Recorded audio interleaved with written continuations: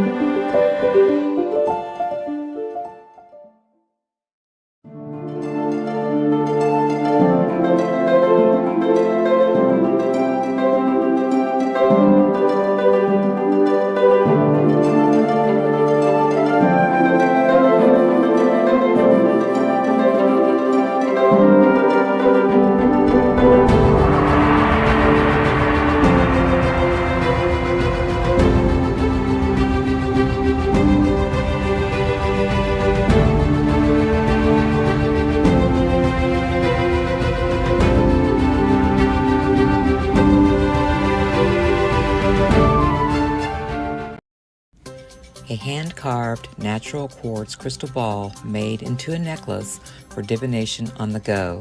Crystal balls have been used for centuries in healing and cleansing rituals, as well as for divination. The sphere represents infinity and the circle of life. While a wand uses focused energy, the crystal ball sends out energy in all directions. This makes it a great resource for discovering the complete circumstances surrounding a question.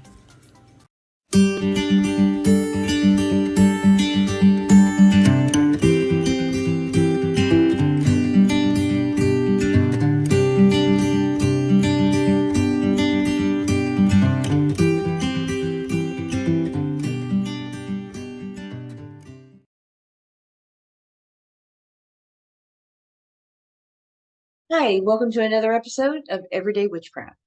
Tonight's special guest is Maeve Wilders. She is High Priestess of Wild Thistle Witchcraft Coven, and she's also the owner of Bell Book and Bone. So, no further ado, let's welcome Maeve. Welcome to another episode of Everyday Witchcraft. Today we have Maeve Wilders. How you doing, Maeve? Hi. How are you We're doing? here to talk about death doula, as being a death doula. That sounds pretty interesting. That's something that was a new one to me. I've never heard of it. Can you tell us a little bit about it, what it is? Yes, and it is newer. Birth doulas came first. They were, of course, always existed as long as women have been birthing children, and death doulas have been around as long as people have been passing. There's always been somebody there that understood the birthing process or the dying process. And so they were able to make it easier and more understandable and take away the fear, because it's a huge life change. And you just want somebody there that you trust.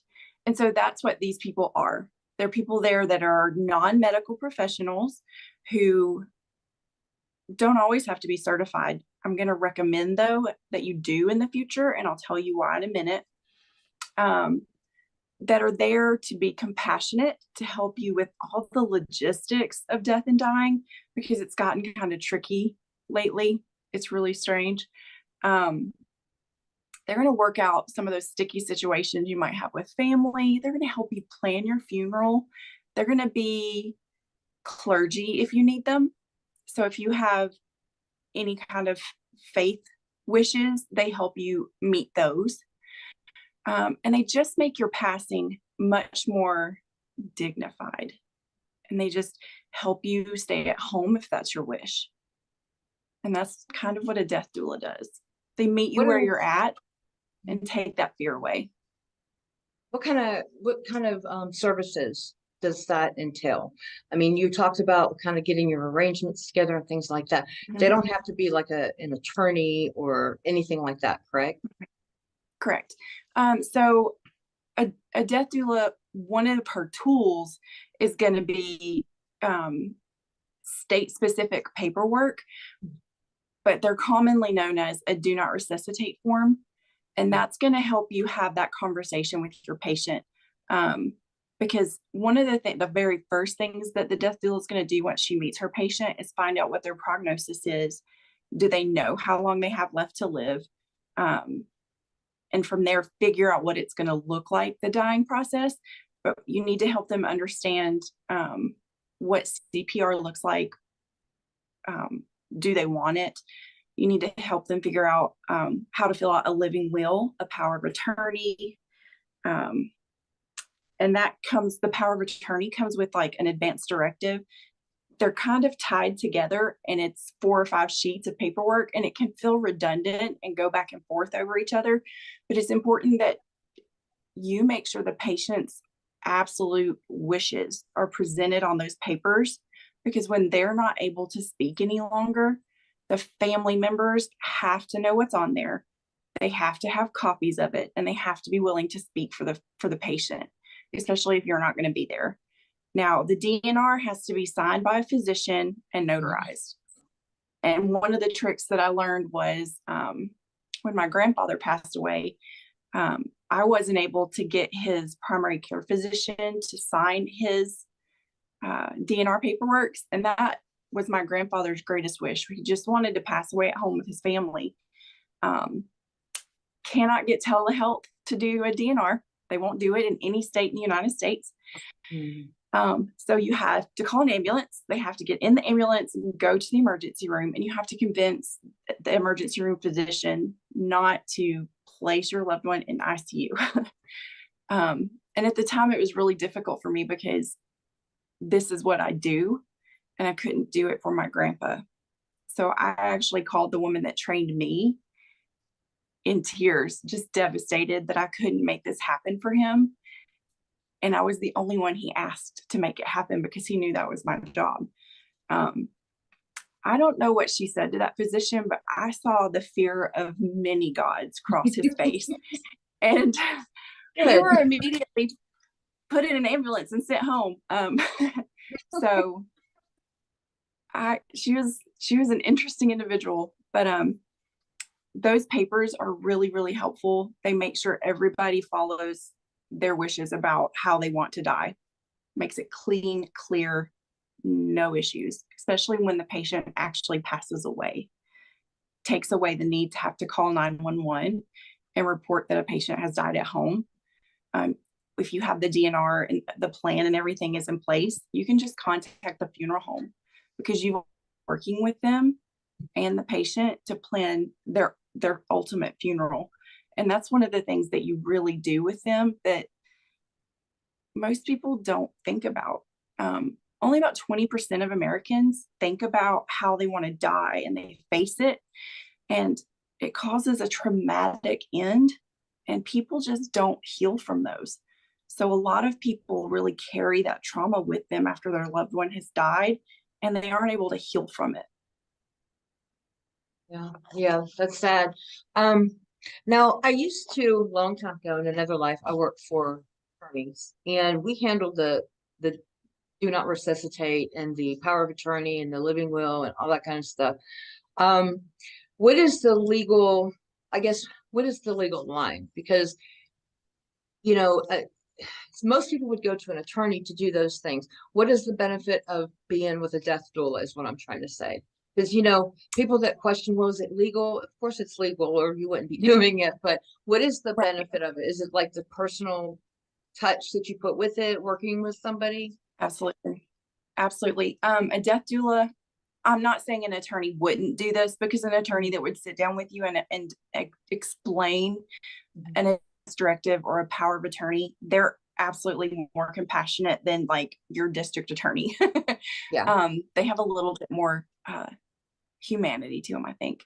But a death doula, this is what we do. This is what we see every day. And we're able to explain it to your family, and we're able to make sure there are nuances listed in there that are confusing even to nurses. And now I will say I'm a registered nurse. So I'm not technically a certified death doula. I went into it totally backwards. I, as a registered nurse, was sending my hospice patients home and getting them back in the hospital 3 days later because there was a huge gap in care. When I sent them home with hospice, those hospice nurses were only there for 2 hours a day, 1 or 2 days a week. And my hospice patients weren't getting enough care. And I was like, what fills that gap? And so I just started calling. I was like, will Medicare pay for this? Well, is there a gap insurance that pays for this? What fills this gap? And that's how I found death doulas. And I found them volunteering at other hospice companies. And so I was like, gonna need you to come teach me what you do. And they did. They were so happy to do it. And so I had them come to the floor and teach all of my nurses what they do. And they taught my CNAs. And then I had them teach ICUs and cardiac ICUs. And I was just like, this is so important. And, you know, we're seeing people turn 65. I think they're saying something crazy like 75 million people are turning 65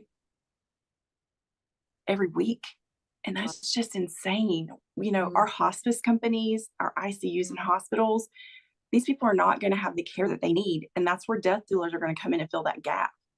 And I wouldn't have known if I hadn't been paying close attention and had those repeat patients coming in and seeing what that gap in care was doing. And it was causing them to live in an undignified manner, in pain, and die quicker than they had to. And that's not our goal ever. You know, as a hospice nurse and then as a death doula, I always wanted them to have dignity, to feel respected, to feel seen and loved, and definitely didn't want the family to feel like they were running around not being heard. And that's how they were feeling. So that's what the death doula does. They stopped it. They stopped all of that.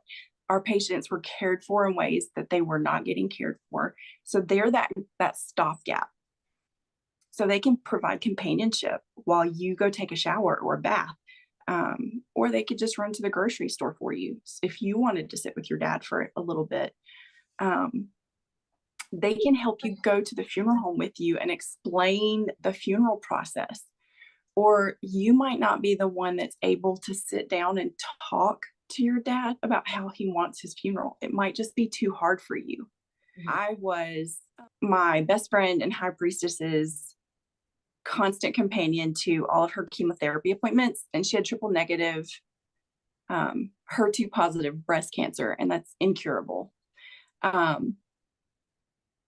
she was a fighter, so we fought, and we got it into remission twice. And then the third time she came out and got me, and she was like, hey, let's go talk. We did. We went in the backyard and we talked. She threw out food to the chickens, and that's how she wanted to talk about her funeral. She wanted to have a gigliana. She wanted everybody to come and laugh until they peed their pants. She wanted several people to come and talk, and then she wanted a party, and she wanted to be cremated. But these were not things that she could tell her mom or her husband or her sister, because she knew that they would feel her loss too deeply to actually do what she wanted. So she told me, and between me and her other best friend, we were able to help plan that with her husband so that she got her wishes, and he was comforted by that. He saw her in every single step of that funeral. And as a death doula, you really want the funeral to be that last piece of comfort, because you're really aiming at making sure it's a celebration of life. It's not the end of life. One of my friends today posted something about a poem about death and dying. And one of the best things that I've ever learned as a death doula is, if you really want to keep somebody alive, you talk about them. You just talk about them. Don't stop sharing. They're silly things. They're weird things. You always talk about them. Like, Shayla never wore a bra. I don't know why, but she didn't, and it was not good all the time. But so, so now the whole world knows that, but whatever. So like that's the thing about being a death doula, and that's kind of how I got started. I realized, I just realized how important recognizing that last little bit of joy and pride and dignity that they have as they're passing. They still have it. It's so deep inside of them, and they just want you to see it. And that's what a death doula does. So that's what I did as a nurse first. And then once I saw the need for my patients as they were going home and then being readmitted, and I learned as a death doula, that's what they did. Then that's what I started doing as a nurse, and teaching my other nurses as they came in as young nurses. And then as I started meeting people who wanted to be death doulas, and teaching them, and that's what there are certification companies that do that, and they teach you how to do these things, how to fill out the forms. There are communities for people that want to be doulas, because the grief that you absorb from these families can be overwhelming. So you need support too. Yeah, I wish I would have known about that when my sister was taken away, because that would have been a lot easier, not easier, but a lot more comfortable process to go through, to let somebody else kind of handle all of that. Because that's a real rough time whenever you just don't think about all the different things that need to be done until it's too late, and then all those things are kind of compiling over time. So and we make sure everything gets addressed so that it doesn't pile up, and you have the time to enjoy your relationship. Yeah, because there's a lot to think about. And then if you wait until your loved one passes, then you have all this stuff, like I said, just compiling on you, so it's nice. It's very comforting to know that there's somebody out there that can help you, that's very, having I guess what I'm saying is having, like, and I'm nothing against attorneys. I love attorneys. I used to want to be an attorney, but it's, I don't know, whenever you're working side by side with someone that's what they do, and they don't do anything else, and they stick with, you know what I mean? They know what they're talking about, and it's just a more, I don't know, comforting. I know with birth doulas, it's a lot more personable, than going to the hospital and things like that. It's not that the hospital isn't incapable. They're perfectly capable. It's just a lot more personal to have that. So where would somebody go to learn how to do? Is it online? Is it in person? Is it both? Can you talk about that a little bit? Yeah. The very best place to go, first of all, is deep, deep, deep, deep inside of you, because you have got to make sure you have managed your traumas with death. They will come out at the worst times. You will fall in love with a patient that you never expect, and your trauma will come out, and you will sob at their funeral. And you know what? It's okay. It's okay, because their family. You know what they eat. You know what church they went to. Just grab one of them and cry with them. Don't do it by yourself. But definitely deal with your trauma first. I have a couple books that will help you with that. But also look for local hospices for volunteer opportunities. they'll do a lot of good training that will help you approach being a doula. A lot of them don't necessarily have doula opportunities yet because it's so new, but I really see Medicare starting to look at paying doulas because it's such a stopgap for these $16,000 hospital bills and rehab bills for patients who are hospice appropriate, who cannot go home because they don't have care at home, but cannot do rehab at a rehab facility. So, I mean, doulas really are the stopgap. And one of the organizations that you can look at that's really a good organization for certification is the National Hospice and Palliative Care organization. It's online. And they are working to make doulas more recognized so that maybe in the future, Medicare can see that. Now, a certified doula can get anywhere from $25 to $100 an hour. I was going to ask that. I didn't know if it was volunteer only, or are there volunteers as well as people that have made it their career? Okay. Does it, what am I trying to say? Does it affect the, I guess, the quality of, are this one's still certified, or do you have to be certified to make it a career? Or, I mean, how does that work? At this point, there's no registering body, so it's not regulated. I just really think in the future it's going to be so that Medicare can, regulate everything, because that's what they do. How soon in the future, I don't know. I just know it's a huge, huge, huge need. And since they're non-medical care providers, it's something that Medicare would probably feel really comfortable doing, because you're not going to give medications. You're not going to give shots. Like the most hands-on caregiving you would do is maybe helping change a brief, or give a bed bath, or help them get into a wheelchair while they can still stand. It is. It's really like caregiving in one aspect. This is just such a huge job, because that caregiving aspect is so much about their dignity. It is so much about their dignity and making sure they still keep it. Mm-hmm. Is it good to be ordained? I just thought of that. I mean, is it good to be ordained so that way you can carry on, or what do you think? It is, as long as you actually study some of the other religions that come with ordinations. I say that because I have been in Thai households, Lao households, Norse heathen households, many households. I did not recognize those gods. I didn't understand the religion. I didn't understand the language. But I understood love and dignity and compassion, and we figured it all out. When it comes to a religion you don't understand, and when they start asking you about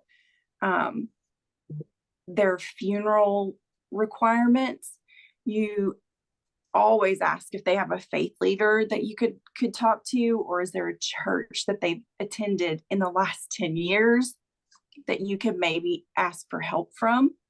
And if there's not, you hit Google and you start searching. Google it, because I mean, you gotta really, Google. Yeah, because you really want to give them what they want. And I'll give you an example. I have learned more about the heathen line of faith in the last 6 years than I've ever learned in my whole life. And I don't know if this counts or not, but I got a call at 2 a.m. to come to the hospital because there was a gentleman with terminal agitation. He was huge and he wanted to fight. And I was like, well, don't fight him. So I drove to the hospital and I looked in the door and I was like, oh, it's him. I think I know what he wants to fight about. So I went and got 2 plastic swords, and that gentleman stabbed me. It's I so said, funny. well, is it It's till kind of funny. death then? Oh my goodness. I said, it's till death then, sir. And he said, it is, and died. Does he get into Valhalla? I don't know. But he gave it a really good shot, and his family was so happy. Oh, And then I that's went and sweet. got a Band-Aid. Well, yeah. So, Is that the weirdest situation you've ever been in a jail for? That was really cute. no, I was helping a funeral home move a body, and it fell on me, and I was stuck for 4 hours. Oh no. Yeah, because we were in the stairs, Mhm. and we had to wait for an ambulance service, but they didn't want to come because the funeral home was already there. Oh no. So for 4 hours you were stuck. Under the dead body. Oh, the stories. They- How long have you been doing this? I've been I was a hospice nurse. Well, I was an oncology nurse for 5 years, and then I've been doing hospice ever since. So, I've been a nurse for 9 years. Yeah. Do you have any books that you can recommend that if somebody's interested in learning? I do. 2 of them are more support. If you once you become a death doula, Mhm. they give you the steps down to the minutes before death. They tell you what it looks like, so you're not surprised. It's good for you to have copies for the family, and I really like it. Everybody calls it the little blue book. If you say that, your clergy, your case managers, your hospice nurses, everybody that as a death doula you would work with on a team, they're going to go, oh, the blue book. It's called Gone From My Sight, and it has a sailboat on the front. It's by Barbara Carnes. She's a nurse. I made sure I got a copy for my boyfriend when his dad died, because it literally tells you what to look for on the body and what the patient will experience in the months, weeks, days, and minutes before death, so that it's not scary for you as the caregiver, because that's something else the doula does. We address the family's fears too, and we make sure that they are able to spend as much time with our patient as possible, so that they can collect memories. Just taking that fear away, so they know what to expect, relieves so much. The other one is By Your Side, A Guide for Dying at Home. It's also by Barbara Carnes. It's just another really good book. It deals more with the grief of somebody who was at the bedside while their loved one passed away. The other 2 are more cerebral. So they're for somebody that really wants to think about death and dying. It's The 4 Things That Matter Most and Dying Well, and they're by Dr. Ira Byock. And he was in the 1990s kind of one of the forefront of the physicians who started pushing hospice and realizing that death and dying patients were not being treated appropriately, and they were having a lot of pain and issues that weren't being treated at the end of life. So he's one of the kind of forefathers that really got it started. But those are 2 of his books, and they're really good. When did hospice start? I don't remember it being around whenever, or was it? So it's a forever thing. It's the Egyptians had hospice. Oh, okay. You can see that in the way that they cared for their bodies before they died, and then prepared them at death. They were so well cared for and dignified with their preparing and treatment of the bodies. But as long as people have been dying, we've been taking care of them. Nuns had homes full of people during consumption when they were dying, and they just cared for them. Because there's always been that fear of the unknown and not wanting to die alone. So there's always been compassionate people who have tried to reach out and make that happen. And those are the people that really do well as doulas, as death doulas or birth doulas. Now the certification for birth doulas, yeah, I wouldn't do it. It'd be cool to be both, to get to see. Yeah, it really would. I like going. That would be neat. Yeah. Um, Yeah. that's good. So you get real close with your patients and stuff. You're almost like their best friend for a little bit. That's You sweet. are. And you get so close with the family. They welcome you in. They're like, hey, did you eat? And you're like, have you showered? Have you What's that eaten? smell? You know? Yeah. So you really Mhm. start taking care of them, and they appreciate it. They need it. Mhm. Know they need it. And that's why they asked you in. Because right now, insurance doesn't pay for this, Mhm. but it is out of their pocket. And it could be for 2 hours a day or 6 hours a day. It just depends on their needs and their ability to afford a doula. So So you do yeah. it, this is okay. Have you had people that have just called you saying, maybe I don't know how old, whatever age, 79, 85, something like that. And I'm healthy, but I need to make plans for when I get unhealthy. Do you handle those too, or is it just people that are like terminally ill?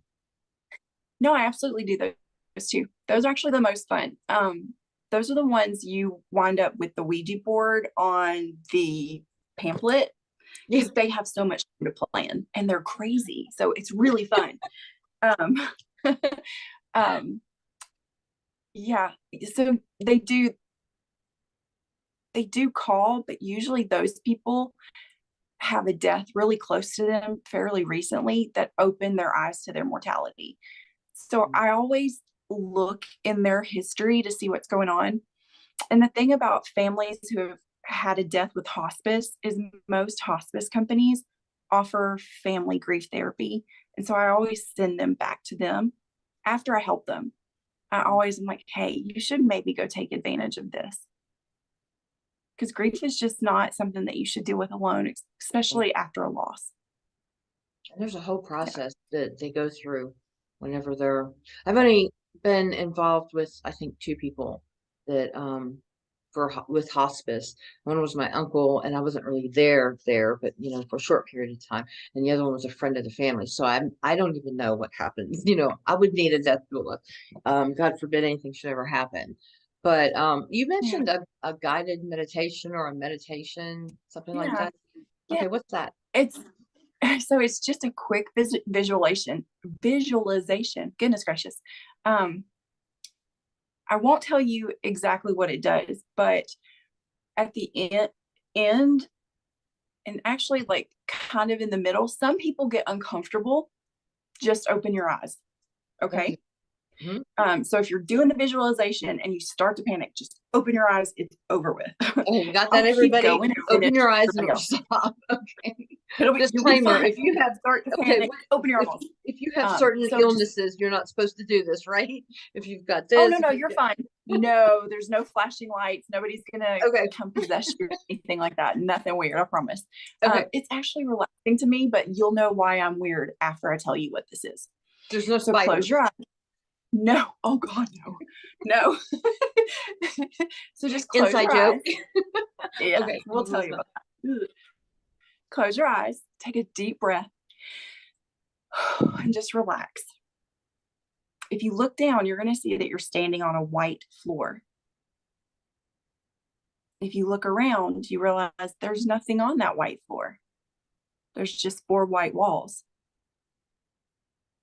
And above those 4 white walls is a white ceiling.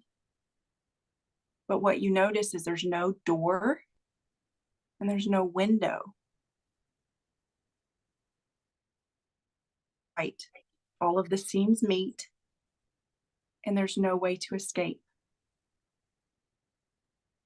Take a minute to feel the emotions that come over you as you realize you're stuck in that white room.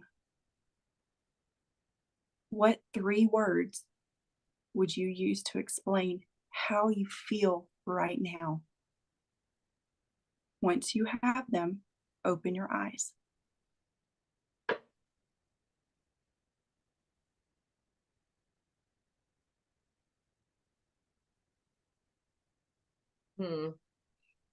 Weird. Pain, panic, and fear. So that is how you feel about death. Yeah, there's parts of it that I definitely wonder about for sure. Wow. Yeah. Pain, panic, and fear. I know enough about you to think that's pretty accurate. Mhm. Don't want to do it. They first did this exercise on me when I was 15 after my mom passed away. And there were 20 of us in a circle, and I'm the only one that said relaxed, calm, and peaceful. Oh, They sent me to therapy. You sent you to therapy? Oh my They God. sent me to therapy. Yeah. That's crazy. So yeah, that's how you feel about death. If you Interesting. do feel those feelings, then that's definitely something that you need to think about, work on. I always suggest death doulas Mhm. plan their own funeral before they ever try to go plan anybody else's, Yeah, that's good just so you advice. see how it feels. Mhm. That's really Yeah. good advice. And I am the worst one to say, do as I say and not do, because I didn't do it until I had to have brain surgery. And it was Mhm. terrifying. It was Yeah, terrifying. And I've planned hundreds of funerals. But it was a very good exercise. And that's why I strongly suggest that now. Just facing your own mortality right. before you try to help anybody else. How long does it take to go through like the training and stuff, or do you just is it at your own pace type thing? So there are anywhere from 6-week to 16-week classes. The good news is, while it can be expensive, most doula programs have scholarship slots because they understand how important this is, and that for some people, this is healing and therapeutic. So you can apply for those as well. But I would definitely go to the International End of Life Doula Association, and then the National Hospice and Palliative Care Association, and then Google like hospice offices near me, and then just call them and say, hey, do you have any volunteer services that I could volunteer for? And then go meet the dying in your neighborhood and see what it's all about. Right. Trying to get that Yeah. experience behind you, and yeah. Yeah. Yeah.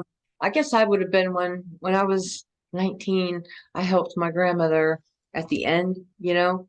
So I was helping, I didn't help with anything legal, you know, nothing like paperwork or anything like that. I guess that was done, but everything else, you know, and I was 19 and I was assisting and didn't even know that that's what, you know what I mean? She stayed home. Yeah.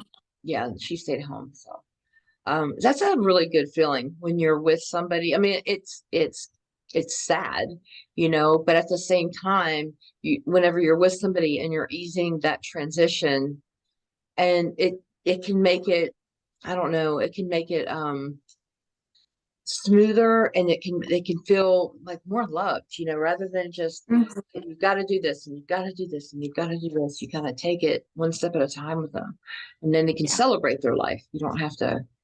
Yeah, I like that. Yeah. Well, I'd like to also ask you, I don't want to forget about this, Bell Book and Bone. Tell us about that a little bit. I'm very excited about it. Well, you are a big part of Bell Book and Bone. So I had done a type of bone throwing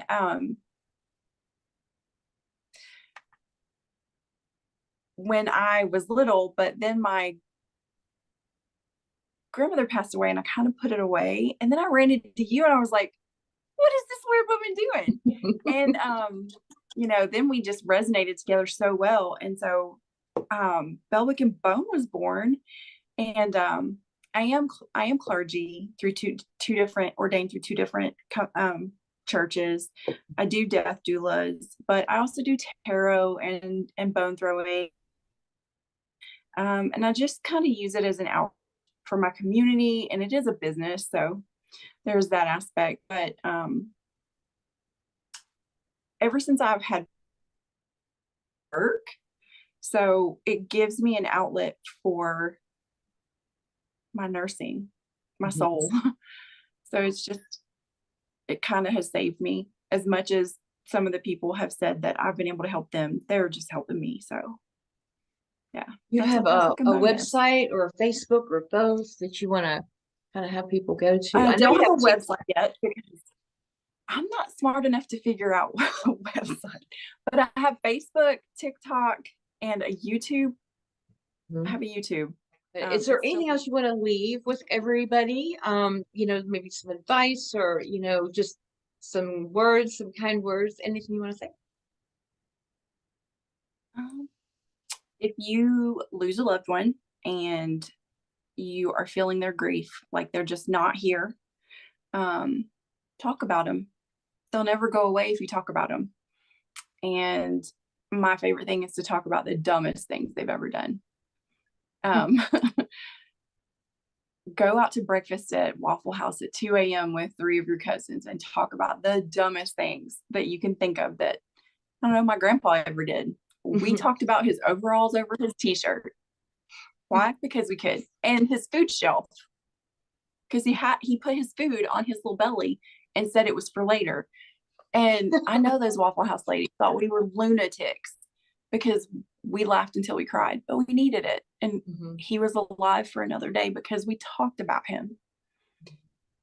Hold their hands, look at their fingers, feel their hair. Just love on them. Love on you. We don't love on ourselves enough. That's really it. If you want to be a good birth doula or death doula, just spread the love. Spread the love. My sister, when she was killed, we had a funeral, and then we had a party, like a celebration of life at my house. It was like the cousins, and there was, I think, one aunt there, but it was mostly the cousins or friends, stuff like that. And we sat around and, we had a couple glasses of wine. We had some food. We told stories about her. It was so nice. And my family got mad at me for doing that. Nope. You were grieving in your own way.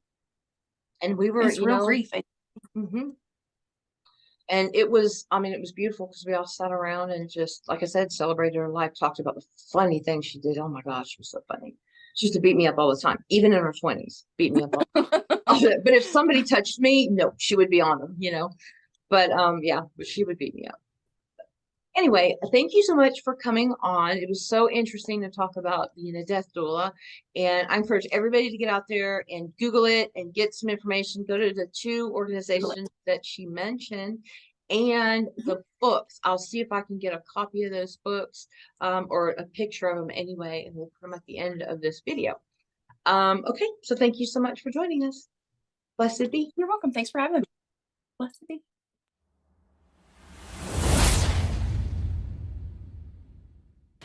Hi everyone, I wanted to do a little segment just so you could know 2 things that you will see really close to the end of life. And then, as you can tell, Zoe has decided to join us. She often comes whenever I'm going to make dream sachets, but she's very sensitive to end of life issues as well. Cats do that. And you'll notice if you're in the home of someone who's passing that even if the cat has never liked that person, they'll be very sensitive to the fact that they're passing as well. So they'll go lay on their bed, they may meow very loudly. At the very end, they may lay on the bed and not move until that person has passed. Zoe's just also very sensitive to magic in general, so she lays on my altar, which is why it's on a tiny ledge. But she likes to help me make my sachets and inspect my tarot cards and my bone kit as well. But I'm gonna have to move her so I can talk to you. Oh, she's gonna go, okay. So 2 things that you can expect to see that are often more disturbing to us than they are to the patient. One is called visioning. And this is when the patient starts seeing the people that are coming to them that are gonna help them over. And you usually see this because they're pointing and talking to people that aren't there. Usually dead relatives, people they've known in the past, people they're very close to. They could be recently deceased or have been long gone. It's so common and it's so comforting to these people. Sometimes as a nurse, I've been asked to medicate them to stop that. And as a death doula, I've been asked, how do I make it stop? And the answer for both of those is you don't. It is something soothing to them. It's calming, it's comfortable. If they don't seem agitated, we're not going to do something to take that soothing coping skill away from them. So let them do it. One of the things that I always help do as a death doula is bring pictures in of those people that have passed that brought them comfort in their past. So pictures of their parents, their wives, their siblings, anybody that might have passed that they had good relationships with. It helps that visioning occur earlier so that they're less likely to develop terminal agitation. They will probably still develop terminal agitation because it's not just a mental coping skill, it's a physical side effect of death and dying. So there's still a chemical aspect to it that we can absolutely help with. At least medical professionals can when it comes to medicating terminal agitation. But we all want to be able to do something, don't we? Sitting there with our hands tied is so frustrating because terminal agitation is very distressing for the people viewing it and not just the patient, because they start writhing in bed, they might moan, and they're unable to communicate to us what is wrong. And we want to fix it. We're there because we love that person. I have normal nightmare sachets that I make that helps earlier in the process of dying because the brain deregulates early in the dying process, so they start having nightmares. Sometimes it's the stress and fear of knowing that they're going to die. So we can make those early on. And then later on, I have other things that we can add to help systemically. They're still not ingesting it because one of the things, especially that Southerners or people who feed others to cope with stress, we have a hard time with is we're not able to feed them because they stop eating. They move over to sips and chips, so like little tiny sips of fluid and ice chips. One of the things that you can do if you still feel like you have to feed them, make flavored ice and then bust it up into little chips. You still get the soothing sensation of creating something special for them to eat, and they still get that interesting taste and flavor. Even if they're not able to eat, they'll still really appreciate it. So in my normal dream sachet, and pardon me, I have a cold, is just chamomile. It's the flower. You can buy this at most pagan stores, bulk online. I honestly try to buy mine at Native American powwows. I like to pay it back if I can. Rose petals just to kind of sweeten their dreams. These are roses that have been given to me. I just hang them up and dry them in my attic and then pop them in a jar. Lavender, just your purple lavender buds. I'm Southern, so I also like to use red buds, but they wind up in my jelly more often than my jars. Valerian root. So you can also make yourself tea out of this valerian root. It doesn't taste wonderful. There are a lot of medications that this counteracts with, so please talk to your pharmacist before you take this. But it will make you sleepy. So I just use it to aid in the sleep process for those that are having nightmares. Again, it's going in a sachet under a mattress. They're not going to ingest this. And then cascarilla. This is just a highly protective thing. And you just take a scoop, measure with your heart, and put it in your pouch. Now let's talk about pouches. They can be little. They can be satin and red. And they can be big and cotton and red. It can be a sock. It doesn't matter. I prefer something, if it's for a child, that they can squish, or if it's for someone who's passing and they can still smell. Smell is one of the last things that go. They're able to crunch it in their hand, and a lot of times their hands will curl up and you can open their fingers and put it in there and they can smell it because they crush it and the lavender and the chamomile comes through into their senses and they're able to smell it. It just produces a lot of comfort. But in the beginning, you just put it right underneath that mattress, and it helps reduce anxiety when they're trying to sleep. You know, good sleep is so important to good health.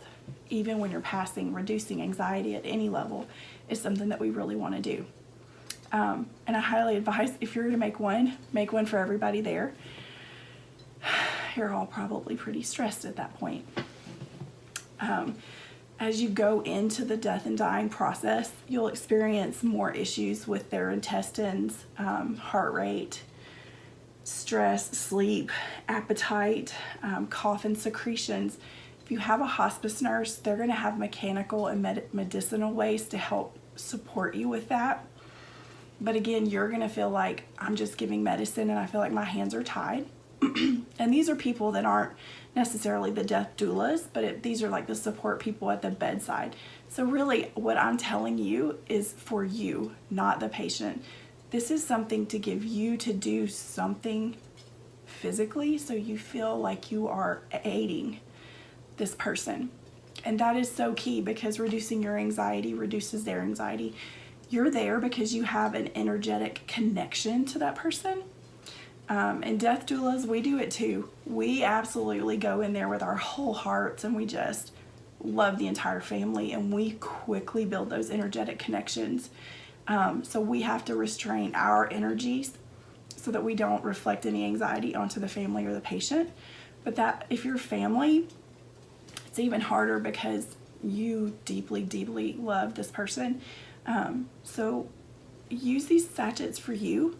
Use the making of them as a methodical way to ground yourself in the herbs. If you make it and you're like, I can't put this under their bed, go throw it outside. Walk around barefoot, come back, make another one. Okay, if it's the process of making it that helps ground you so that you're better able to help your passing friend or loved one, then that's fine. It doesn't necessarily have to be this. Do you understand what I'm saying? It's actually you. It's you that's helping. But these help too. These are a big booster. So for additional symptoms further into the death and dying process, not just the nightmares and that kind of stuff, not the fear, because you're going to help them learn and talk about it. You're all going to be there to support each other. Now we're moving into like symptoms, okay? I'm not a crystal hound, but I have a pot full of rocks. There's one for everything, and I will tell you honestly, I just think they're all pretty. I would have to look every one of them up and figure out which one specifically would do the best for what I needed it for. Herbs I'm good with, but this is something I would ask an expert for. My friend Caitlin is my expert. Essential oils and massages, rubbing their feet and their hands is so relaxing to them. And just rubbing across their forehead like this, very relaxing. When they are terminally agitated, do not touch them. It's an anxiety thing. They're not going to want clothes, they're not going to want bed sheets, and they're definitely not going to want you touching them. But if you could get a dab of lavender on their chest, the smell will help relax them. And these are just essential oils. This one's eucalyptus. You'll notice that they'll start having trouble managing their secretions. These aren't abnormal secretions. It's not like they're coughing and like they have a cold. These are just their normal secretions. They just have trouble swallowing it. It's the muscles. But the eucalyptus, again, this is more for you than them, but eucalyptus, it's another soothing thing. It does seem to help them, but it also helps you too. There's a whole bunch of different oils out there that you can get. Look up, see what it is you need. But if you're going to add something to your dream sachets, rosemary, if you don't have something that I listed over here, rosemary does it all. Pop some of that in there. It smells good when you crush it. The hyssop is good for intestinal pain and gas. A lot of times our patients stop having bowel movements and gas builds up and it's very painful. So put this in your little sachet, but you can also rub their stomach and it'll help them pass their gas. Pat their back just like a baby. They won't mind. It's a loving touch. It's always going to be accepted. Damiana is good for upset stomach and constipation. Again, it's something that happens naturally. It's one of the first systems that shuts down. And then mullein leaf. It's really fluffy. I like it. It's good for that cough and again those secretions. I'm going to have to make myself some tea. It is really fluffy. I like it. Definitely gonna have to make some tea. But But all of these things just go in these little pouches and they go right under your bed.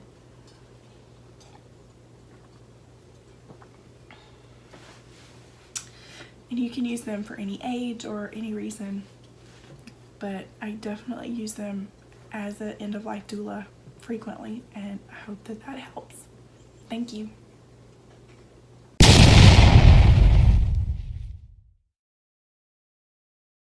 That little chihuahua toy, something else. And then we got the little baby right here.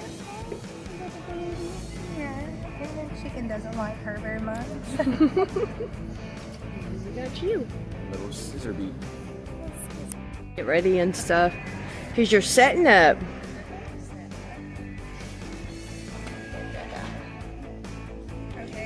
Oops, I'm sorry. So it's kind of an empty table now. Did very well. We did some awesome. It's a marmoset. Joffrey marmoset. You did do well. Look at that. I know, like all this was taxidermy, anthropomorphic. Little rat mouths. Did you see the balls with the rat mouths? Yeah, Yeah, that was us, and we had sold out of like 9 of them.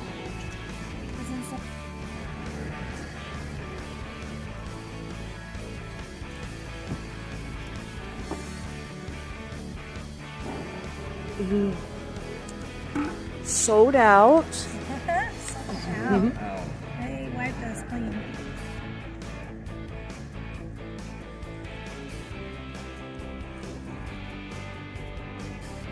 That's pretty.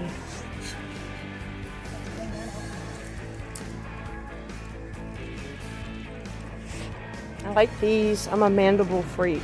Oh yeah.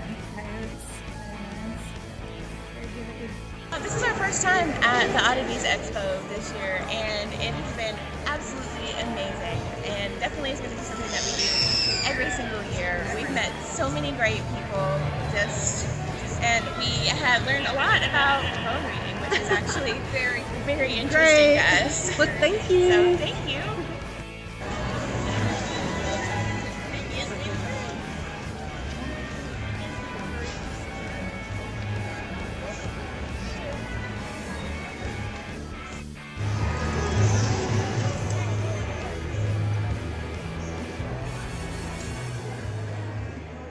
We're on TV.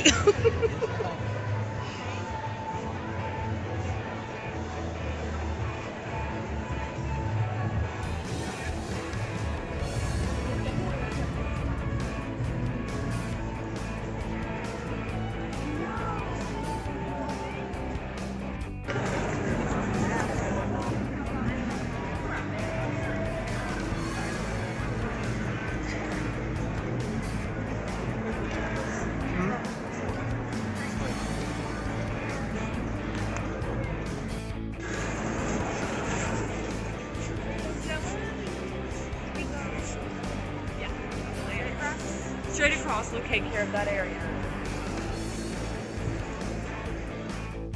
You can kind of differentiate, you know, what's witchcraft and what isn't, you know. Focus on that. Do not do the same things that you've done in the past. It's a whole situation. This is the leg bones, and on top of it is the heart. And that only represents like getting whatever you want. You just have to ask for it. This is what I want. So if that's what you want is a relationship there, then absolutely. That concludes another episode of Everyday Witchcraft. I want to say thank you for all those that tune in, and a very special thank you goes to Maeve Wilders for joining us on the show. I'll see you in 2 weeks. Blessed be.